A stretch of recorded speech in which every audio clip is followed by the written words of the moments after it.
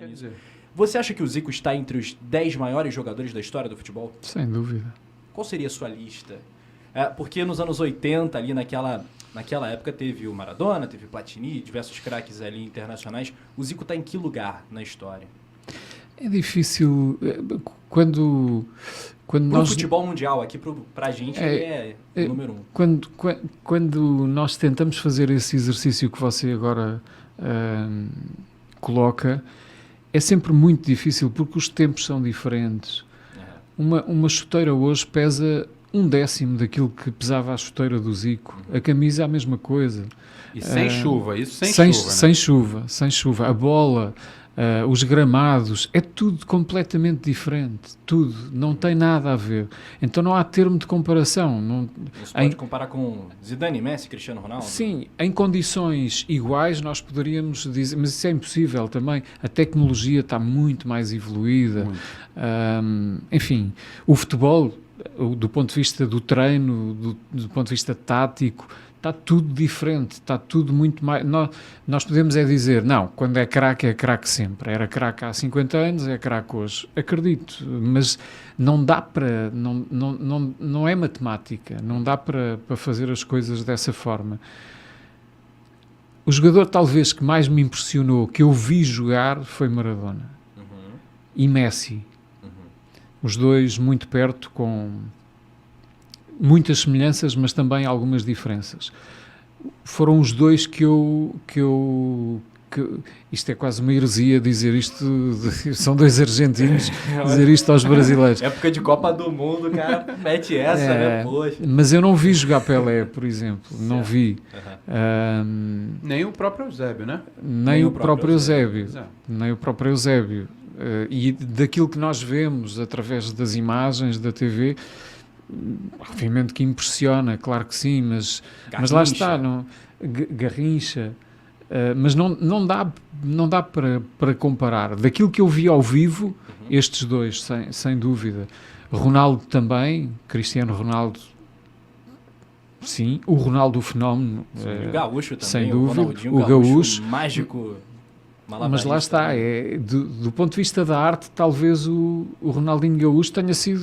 Foi o mais impressionante que eu vi, fácil. O máximo que se pode assistir. Mas aí entra uma questão que é a longevidade, né, na carreira, né, em altíssimo nível. Não, Mais Ronaldinho tempo, não teve esse tempo tão largo no auge. Não, e não marcava golo de cabeça, não...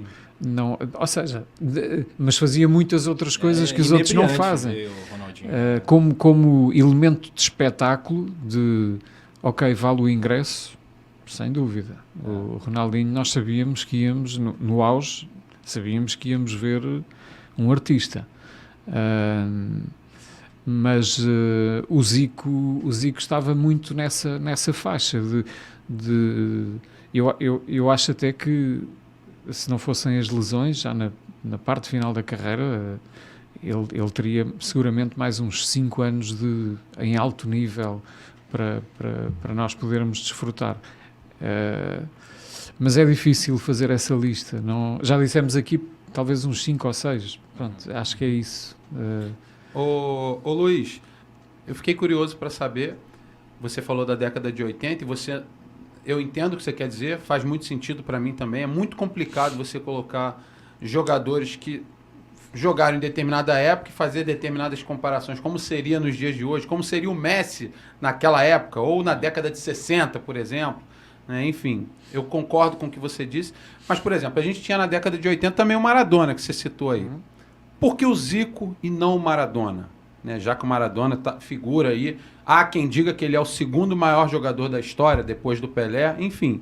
Por que o Zico e não o Maradona, que era, podemos dizer, tão brilhante quanto, ou estar ali, ou estava no mesmo patamar, do Zico? Por que o Zico e não o Maradona, que é alguém da mesma época? Bom gosto. Essa é uma boa pergunta. Eu acho que tem a ver com a camisa. Acho que é a única explicação. É a identidade associada ao talento de um jogador. O Maradona, eu não me lembro do Maradona. Eu lembro de Maradona no Napoli, aí sem dúvida, seleção argentina, claro. Mas era um pouco na terra de ninguém. Ele eu não sentia que o Maradona tivesse uma identidade de clube tão assumida como tinha o Zico. E o Zico era a camisa do Flamengo.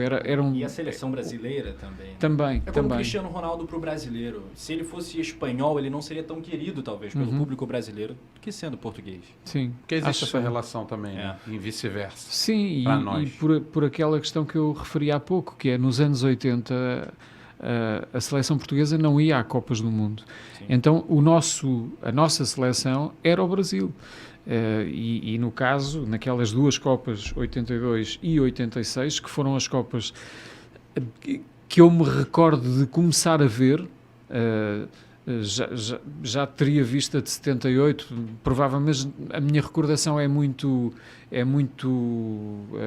embaçada, como vocês dizem, desse momento. A de 82 eu tenho uma memória nítida, e a de 86 e depois as outras daí para a frente, sem dúvida. Então aquilo tocou muito. Eu não sei quando é que as Copas passaram a ser televisionadas a cores, mas eu acho que foi por aí. A cores pode ter sido ali por volta do final da década de 70, pode ser 78. Pode ser a 70, Copa da Argentina, porque 70 foi transmitida ao vivo. Aqui, na Europa não sei, mas aqui 70, mas era muito nas ruas, né? As pessoas viam os jogos nas ruas, mas era em preto e branco. Sim. Em cores, eu posso até buscar aqui enquanto a gente está aqui conversando. Eu acho que talvez tenha sido por volta disso. Mas foi 78, 82. E essa influência cromática também tem muita importância no nosso cérebro, e eu recordo-me que aquilo mexeu muito comigo. Nós fomos ver, eu estudava na escola normal, e recordo que na minha turma, no meu ano, havia só uma criança que tinha em casa televisão a cores. E então nós fomos todos para a casa dele ver a abertura da Copa do Mundo, e era uma coisa... Mais uma vez, é estranho explicar isto às crianças hoje, mas era uma coisa do outro mundo, vermos a cores. Ele era filho de um diplomata com algum poder financeiro, e então nós fomos todos para a casa dele ver o jogo, e isso para mim é um momento muito forte, e lembro-me perfeitamente daquela camisa amarela que tantos anos depois eu tive nas mãos, e agora tenho lá em casa. Acho que a Copa do Mundo até hoje ela ainda tem esse poder de criar marcas indeléveis, né, para a criança, por exemplo. Alô, nação do Mengão! Esse é o Coluna do Fla. Seja bem-vindo! Se inscreva no canal, não esqueça de deixar o seu like, pega o link, compartilha pra geral, comente bastante, queremos te ouvir. Aqui você tem a melhor transmissão dos jogos do Flamengo na internet. O Coluna é brabo e tem o Podfla, o podcast da nação. É muita resenha e um show de cobertura do maior do mundo, do jeitinho que a nação merece. Esse é o Coluna. Saudações rubro-negras!